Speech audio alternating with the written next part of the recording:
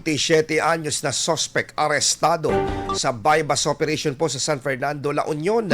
13,600 mahigit na halaga ng hinihinalang SHABU, NASAMSAM. Para sa detalye kasama natin Idol Kate Dispo. 104.7 IFM Report.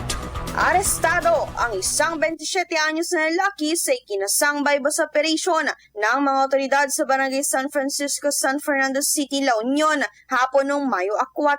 Pinangunahan ng City of San Fernando Police Station, katuwang ang Philippine Drug Enforcement Agency at iba pang law enforcement units. Nasamsam mula sa suspect ang tinatayang 2 gramo ng hinihinalang SHABU na may halagang 13,600 pesos. Bukod pa sa bypass money, isang cellphone at iba pang drug paraphernalia.